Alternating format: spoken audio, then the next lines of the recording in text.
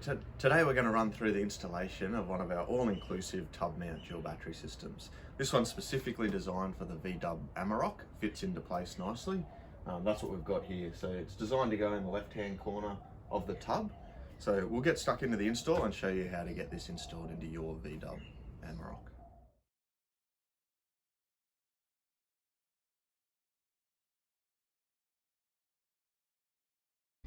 Now, the first thing we're going to do is remove this tie-down hitch. We're going to utilize those two bolts to mount our battery tray, and we're also going to remove the two Phillips head screws here. So you can get this with a size 50 Torx spit, standard Torx spit. So I'll just show you what that is if you're not familiar with Torx spits. So we're just going to fully remove this.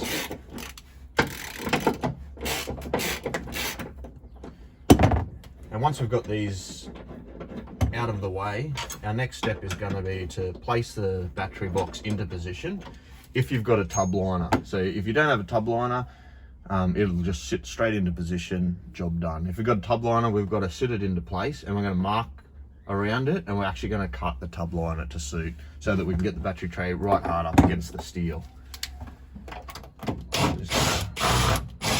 And these are just Phillips head.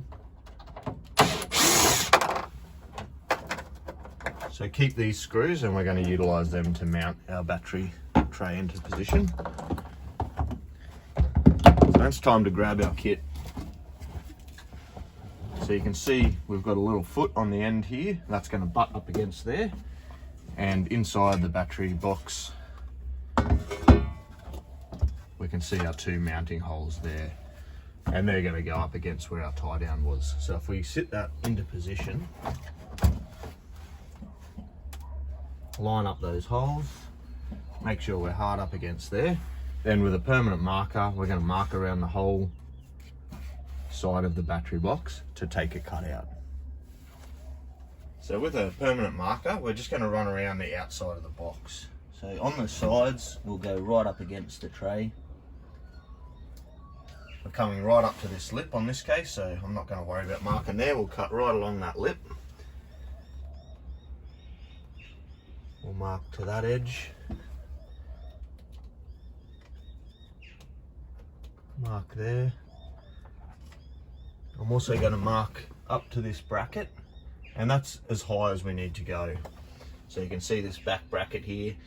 We're going to cut along that edge because none of the tray is going to hit up here. So there's no reason to come right up to the top of the tray. So we'll just mark along the top of this edge.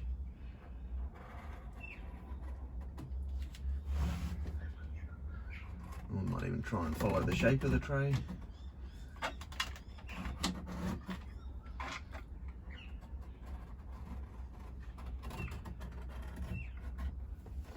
And then just the foot here, we're going to come down the side of the tray, across where the foot is.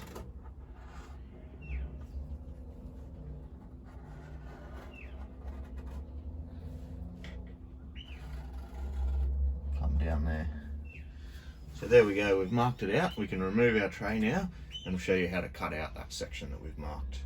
So you can see where we've marked now, we've got our line that we're going to cut out. Now the actual mat or the base in this tray is rubber, so a Stanley knife would get us through there if we need to. May need a better blade to get through the plastic here. So what we're going to use is what's called a nibbler tool. So if you've got some kind of tool like that, it's just a vibrating blade basically that will cut through the plastic. So I'll just start here where you can see quite well, and we'll just show you how that works. So it's good to start the blade before you hit the plastic.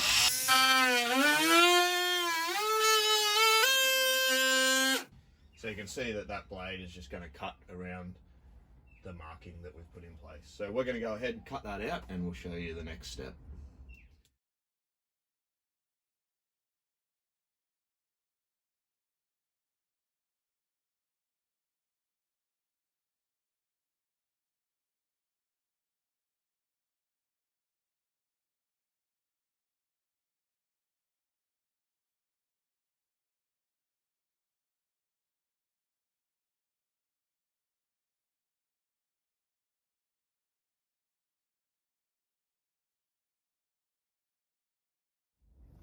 Okay, now that we've trimmed our tub liner, it's time to sit our tray into position.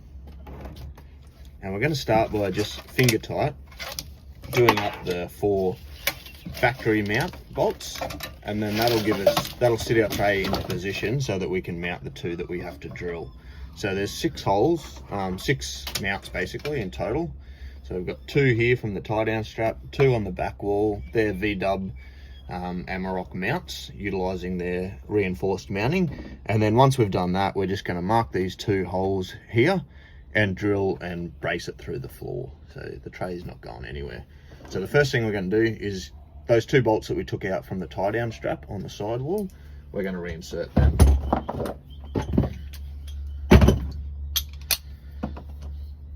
So we'll just put these in, done up, but just finger tight for now. So I'm just going to lift that up. Let's get that one in. Just lifting the tray to help it start on that thread. That's the second one started. And then we're going to replace the 2 screws that we brought out of here because it's too hard to get a Phillips head in there. So we're just going to replace them with 8mm bolts, which will be included in the kit as well. So just in there, it just means that we can easily get a spanner in later to do it up tight. So for now, once again, we're just going to get them started and finger tight.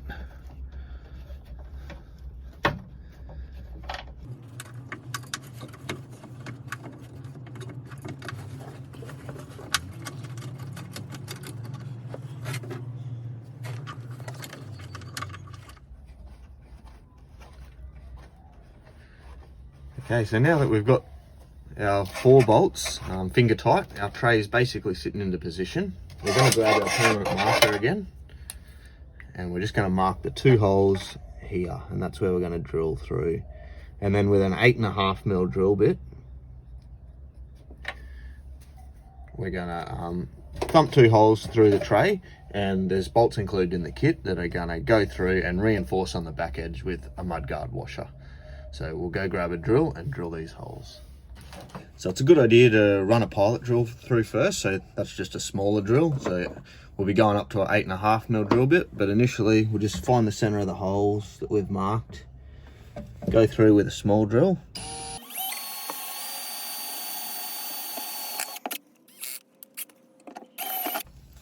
One.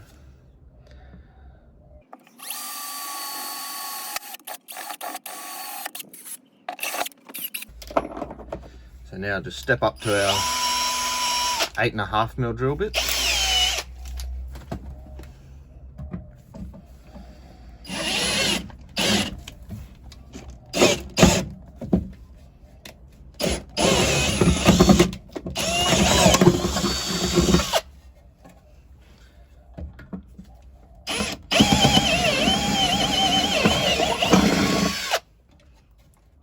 So there we go. Now it's good practice. Clean up our shavings and maybe put some rust proofing on there, some paint or something. So we've drilled our holes, we've cleaned out the rust shavings, the steel shavings, and we've put a little bit of rust proofing, some paint in there to cover the holes, and I've sprayed from inside here and also from underneath. So now it's time to insert the 8mm bolts that come in the kit. So you see there's some washers there. So we're just going to thread those through the holes. And then also in the kit is the 2 more washers and 2 nylock nuts that we'll get from the bottom. So it's a matter of laying underneath, putting these nuts on and doing up these bolts, and then we can go and secure all 6 bolts, and our tray is locked into position and ready for the inserting of the battery. So we'll go and do up all these bolts now, and we'll show you how to make the electrical connections on the battery. Okay, now that our battery tray is fully secure, we've got all 6 bolts done up. It's time to lift our battery into position, and then we'll show you how to get the hold down clamp on. So today we're using a full river 105 amp hour AGM battery. This setup would be perfect for an AGM, a lithium if you want to go lithium, but today we're using an AGM. So I'm just going to lift that into position now. And it doesn't actually matter which way you go with the terminals, so the cables will reach whether you're positive this end or this end. It doesn't actually matter. So I'm just going to show you how to do the hold down clamp. So you'll notice in the kit you've got 2 of these and a bracing bracket that runs across the top. So at this point we can probably take the hold out. So I'm just going to do that so it's out of our way. And we can keep that aside if we ever need to lift the battery out. I'm going to start with the back one, but maybe a bit hard to see. I'll show you a close-up on the other side. There's basically 2 feet down here that this hooks under. So I'll just get this one into position and I'll show you on the other side. So I'll hook that in now, and I'm going to push the battery up against there and just do up our wing nut. Now if you have a close-up on this side, you probably can see it better. So if we look down here, I'll use this as a pointer. You can see there's 1 foot there and 1 foot there. So what we're going to do is put ours in the center of those 2 feet, and that locks it in so it can't come out of position. Then we're going to sit that over, put our other wing nut on. And at this point, we can go ahead and do this up. Probably sit the battery in the center of our tray,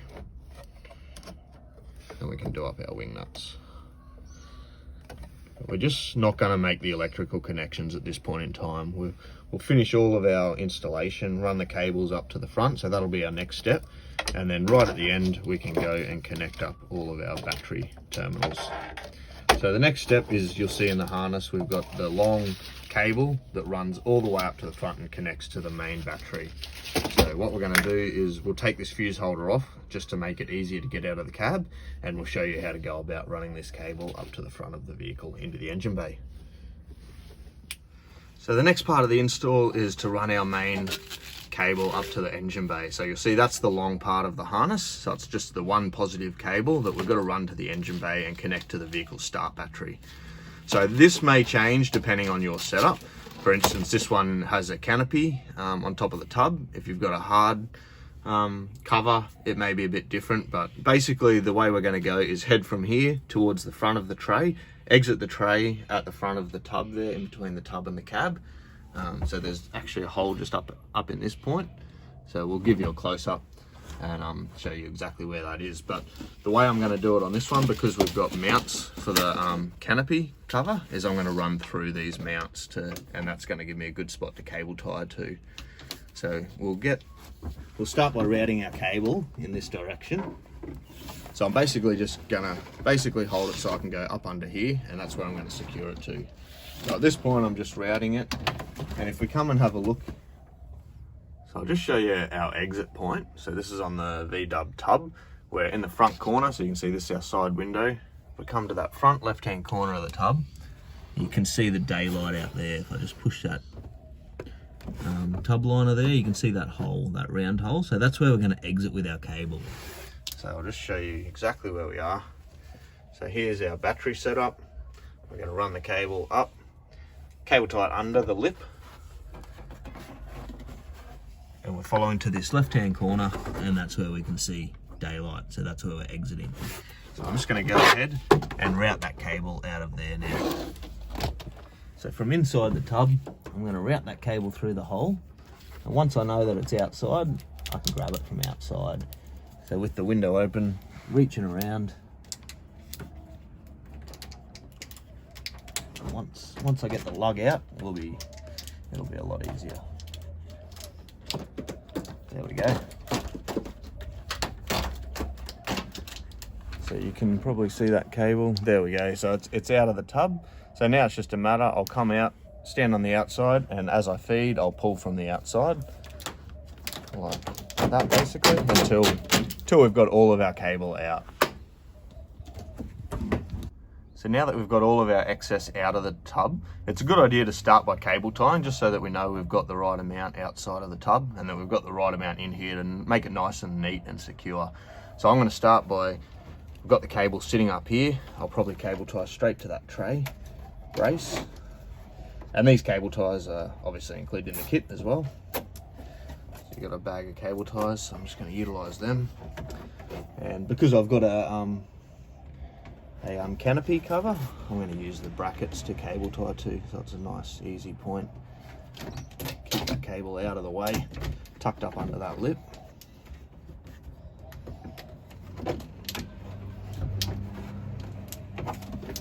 Cable tie there.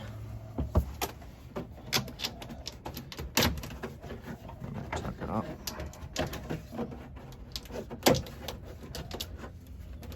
This one's got a couple of holes here, so I'm going to utilise them, some old mounts. The important thing is that it just looks neat and the cable is not going to flop around. So there we go, and at this point it's just important that we've got the right amount of length in there. So now we know that everything that's outside the canopy is the cable that we can use to run under the chassis and towards the engine bay. So I'll come out. So you can see, if we come and have a look at the front of the canopy now, so you can see where we are on the car. So this is the rear door, the side of the canopy, or if you don't have a canopy, it'll just be the top of the tub. And you can see that's where our cable's coming out. So we're going to basically sit it down in between the cab and the tub now. And if we just sit it in there for now, once we jump underneath, we'll be able to see the chassis rail, and we're going to start following it, cable tying it to the chassis rail. Initially, there'll be some existing VW cabling there that we can secure to. And then we do have the exhaust running down this side of the vehicle, so we will include some big cable ties in the kit to go around the chassis rail and secure this to the top of the chassis rail to keep it away from the hot exhaust. But we'll get under there and show you a view from underneath so you can see exactly what I'm talking about. All right, so we're just going to jump underneath the car now. See, this is in between the tray and the canopy. You can see where our cables come down. So what we're going to do initially is we're going to route over this bracket, which is our cab mount. So we'll find the end of our cable, which is here. We're going to route that up. So we're going to route that up over the cab mount. So we're coming towards the rear springs. So you can see our cable there now. So as we grab hold of that cable, we can pull the entire length through.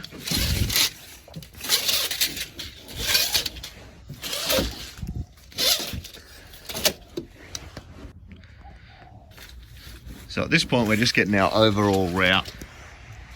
So you can see now we're looking towards the front of the vehicle, the chassis rail.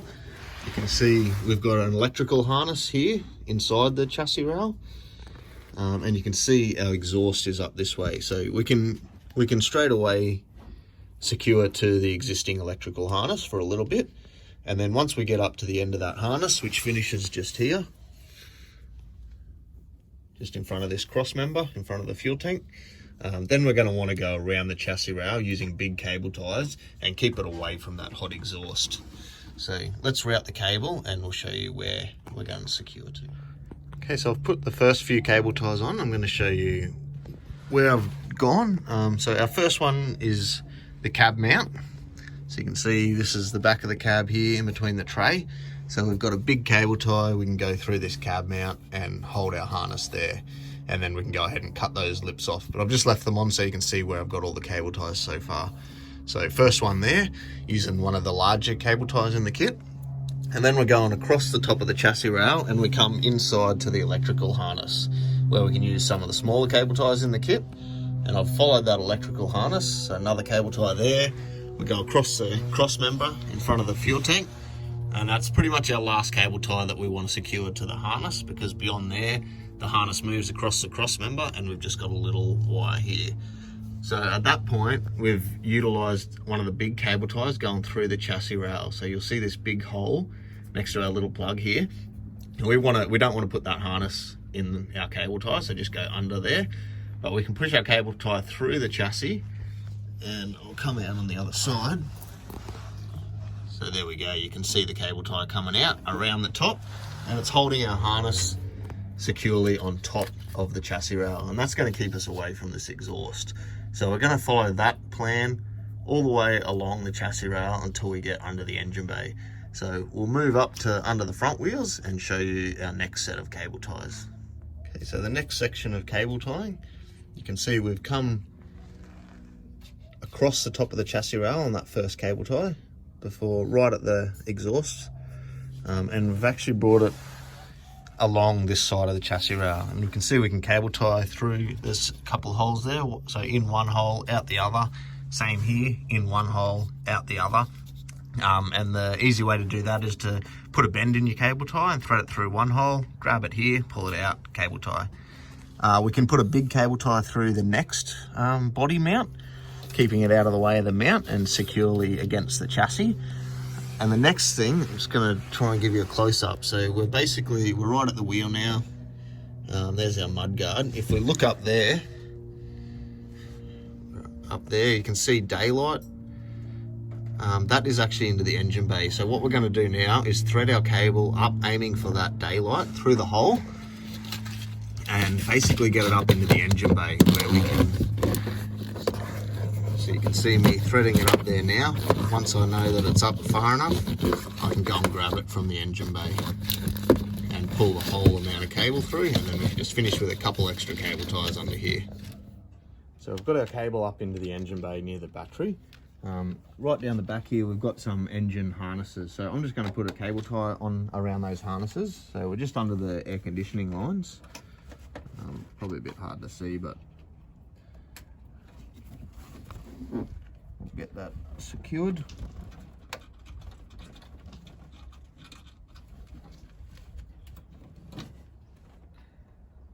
Once we've got a cable tie there, holding it to the existing wiring loom from VW. So that's coming up from the mudguard that we saw from underneath the car. We threaded the cable up from the mudguard. We've got the electrical harness there with cable tied to. And then we're going to have our harness sitting in between the battery and this module, just so that we can mount the MIDI fuse holder in the front of the battery here. So the next thing we're going to do is install the MIDI fuse holder onto the cable. So this will be in your packet of accessories. So it's just a matter of taking that 8mm nut off, putting our terminal on, reinserting it, and making sure that both of these 8mm nuts are done up secure. We're just going to make sure they're both tight. And then we can go ahead and put the lid on, and that'll clip into position. And we're going to go ahead and mount the fuse holder down on that flat surface here. So firstly, we'll route the cable under the negative terminal.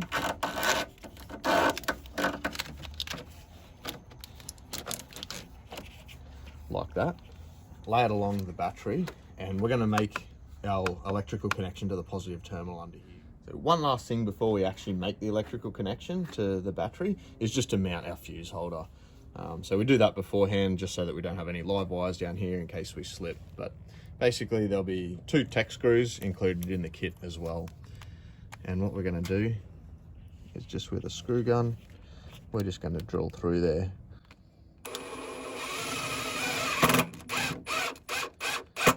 And that's just going straight through underneath. It's dual layer, so there's a plastic mudguard in between, so these screws are not visible from the bottom.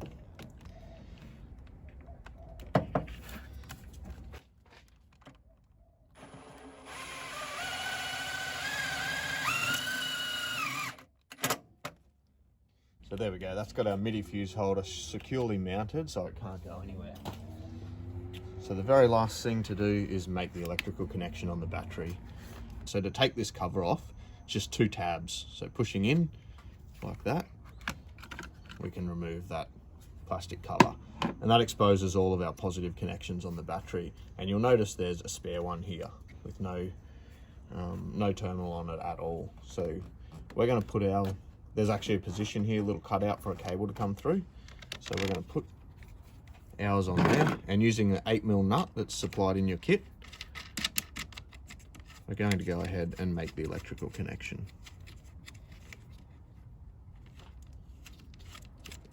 You can see there's a cutout already in this side for an accessory harness, and we're going to go and do that up. Now if that part is used on your car, if someone's already fitted some accessory there, there's nothing wrong with going to one of the other positive terminals, but this one is usually free. So one thing that we will have to do to get our cover back on is just take a little cut out from that section there. So just with a pair of side cutters, we can see where our cable comes through. So I'm just going to cut out this little section.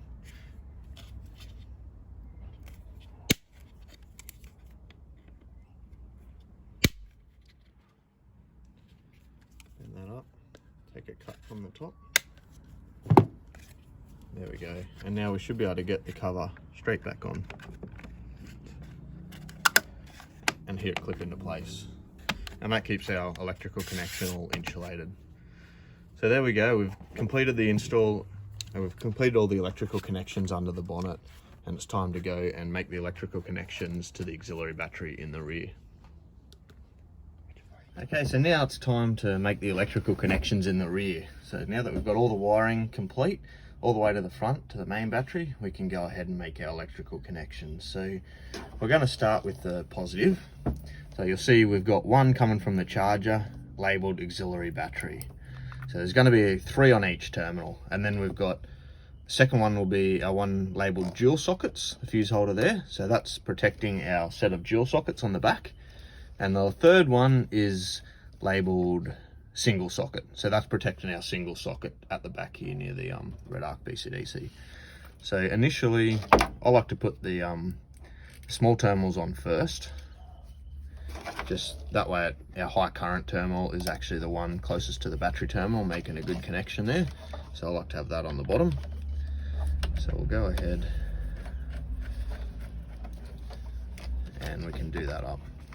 And there is a reason that I like to do the positive first, just to be as safe as possible.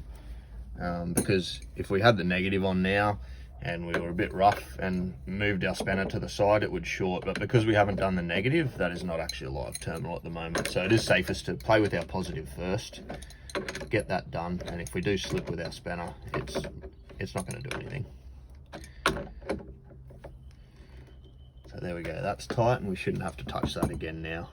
So now it's safe to go and do our negative. And same deal, we're going to have 3 connections again. I like to have the small ones, which are the earths for our sockets on the top, and our big earth for the charger on the bottom.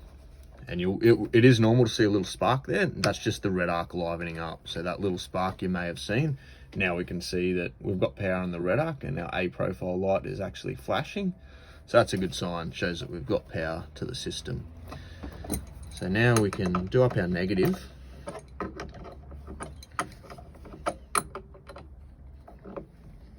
And once we've done that, before we go and secure and cable tie these fuse holders into position, we put our 15 amp fuses in. So now that we've got our terminals all done up, we can go ahead and insert our fuses to the socket. So this is going to liven up our power sockets. So we've got one labelled dual socket, one labelled single socket. And you can choose your own sockets in this instance. So this one's probably our most common setup. He's got an angle on the single socket, and then a 12 volt socket and a dual USB socket. So the last thing that we do is just connecting those fuses, and then we can go ahead and mount the fuses into position. So we're going to use a cable tie, utilizing the holes in the mounting bracket here. We're going to put one on each side and go ahead and do that up. So I'm going to put this one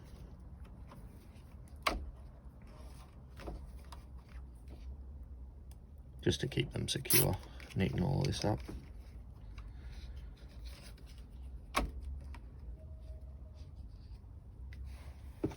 Okay, gut. So now that we've got our fuses in, we can go ahead and mount these. So there's a couple holes in this bracket which we're going to utilize. So I'm going to do one at a time. So our dual socket sit here. And I'm going to put a cable tie around just to keep the lid on as well. Fuse holder, and then the second one there, we'll utilize that next hole along. Go right around.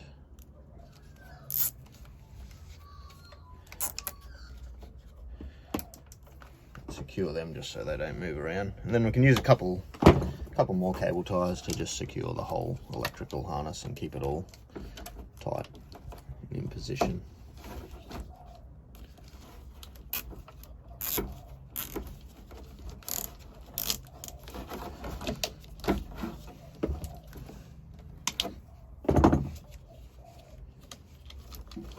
So there we go, once we've made all the electrical connections, we can go ahead and place the lid into position.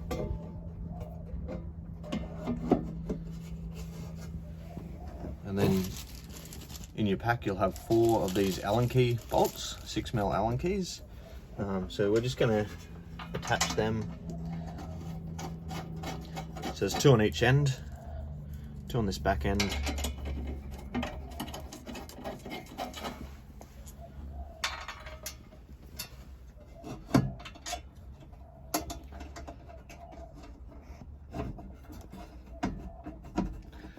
go ahead and get them finger tight initially.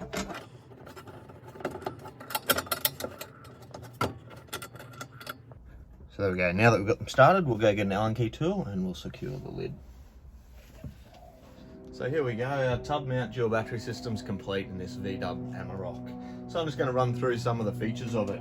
So you can see the labels. This is labelled here solar input. So that's our Anderson. Part of the feature of that Redarc BCDC 1225 is that it is a green power priority solar controller as well. So if you're camping, or even if you've got a panel permanently mounted on the top of the canopy, just plug it straight into here and the Redarc BCDC on the back becomes a solar reg. And we'll do a little demo later showing you, testing the whole system and showing you what lights would come on. But in here, this is all customizable. So along from the solar panel Anderson plug, you're gonna see our dual accessory sockets. So this is probably our most common combination. So there's 2 USB ports there and just a 12-volt cigarette socket. And then on the back, we've got a single socket, which is, in this case, is an angle fridge socket. So that's where he's gonna have his plug for his fridge permanently set it up there. And then the USB sockets and the 12-volt sockets, they're going to be more accessible while you're camping. You can easily plug devices into charge, plug a light in, any other appliance that you've got, whereas a fridge is pretty much going to stay plugged in your whole trip. So we've opted to put that one on the back side, less accessible. Most accessible ones are right here where you're going to be camping out of. And then right beside the single socket at the back, you'll see is the Redarc BCDC 1225. So we'll give you a closer demo of that, a closer look up when we show you how to test the whole system. But basically, that's just the overview of this setup in the back of the VW Amarok. So we've fully installed our dual battery system now in the rear of the tub. It's time to test the unit. So you'll notice we've put an AGM battery in this one, so we're in A profile. The whole system is actually isolated at the moment, and you can see the A profile light is just lightly flashing in the background there. So that will always be on, no matter what mode the charger's in, whether it's charging or not. That just shows that we've got power to the system. And if we had a lithium in there, we'd want the LI light to be flashing in lithium mode, but AGM profile is good, or A profile is good for an AGM battery. So we can see that initially is our first tester to see we've got power to the unit. Now what I'm going to go and do is start up the vehicle. We should see the vehicle light come on solid, and then the stage light will either be solid or flashing, and that just depends on how charged the battery is inside and therefore what mode the charger goes into. So I'll go and start the vehicle.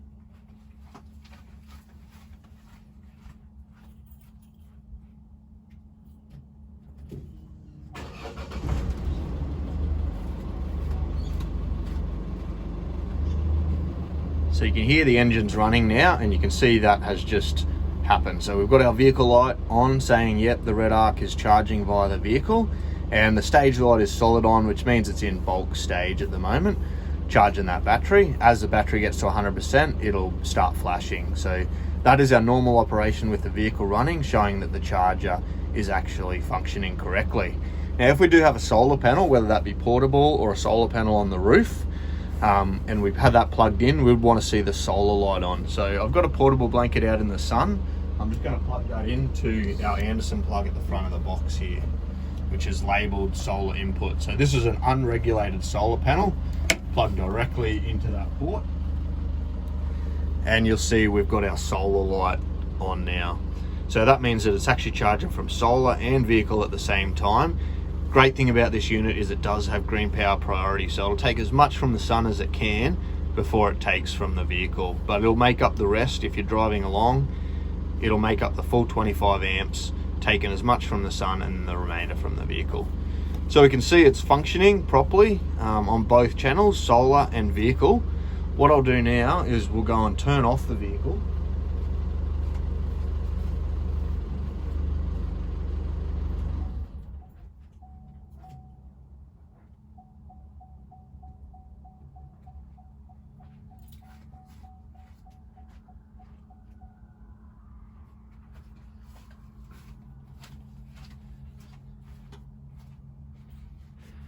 So now the vehicle has been turned off, you'll actually see a short time afterwards, and this can vary depending on how charged this battery is, how much the charger is actually putting out. the vehicle light will go off. So that has happened right now. So we're now isolated from the vehicle's main battery, which means anything we've got connected to this battery bank cannot possibly flatten our vehicle battery. So we're fully isolated. These are now 2 separate battery banks. We do still have solar pumping in. So even when the vehicle's isolated and the charger's isolating, it will still charge from solar. If I went to disconnect my solar now, which I've just done, pulled out that Anderson plug, the solar light has gone off and we're back into full isolation mode. So the charger's not operating at all. It's separated our 2 batteries and we're basically camping right now and using power from this battery. So there we go. That's how to test your system at the end, and a little rundown of how the Redarc charger works and what these lights refer to.